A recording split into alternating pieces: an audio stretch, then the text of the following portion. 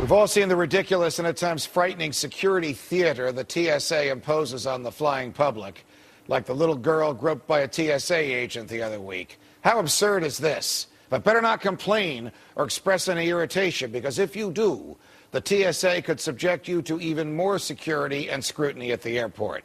When and how will this madness end? Joining us now is a congressman at the forefront of the push for a TSA rollback, who wrote the legislation that created the TSA. Florida Republican Congressman John Mica. Congressman Mica, it's a pleasure to have you here. Did you ever think that the TSA would get to this, like what we just saw last week, putting the hands inside the undergarments of a 6-year-old, or threatening with more scrutiny those who've had enough waiting on these long lines to be groped or have pornographic pictures of themselves taken? Well, from 16,500 to now just under, they're 15 people short of 63,000. It has mushroomed out of size and out of control. And it just is not a thinking agency when they're spending those resources on little girls, veterans, grandmothers, and others who don't pose a risk. What can you, as a member of Congress, as the member of Congress, who in the Bush administration crafted legislation that created the TSA, which has now become a monster, my word, not yours, what can you do to rein them in so they don't commit crimes of abuse on little girls, and so that we have freedom of speech while we're standing on line?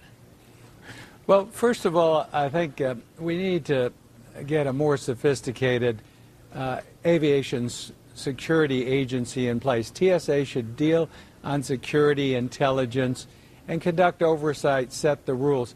The United States is going to be one of the few countries in the world where we don't have private or contract screening. Get them out of the screening business. We're going to be one of the few. The only ones left are Romania, Bulgaria, and Poland, and the United States have this model of screening. Well, they need to concentrate on security, not on theater. Your original legislation, as I recall it, Congressman, and you told us this on this show a few months ago, that authorized the airport, the owner or operator of the airport, to opt out of the TSA and bring in private screening people who would show more respect for the individuals they are screening and who could be sued, since it's so difficult to sue the government, as you know, when people were abused. Is that still the case, and is it happening anywhere?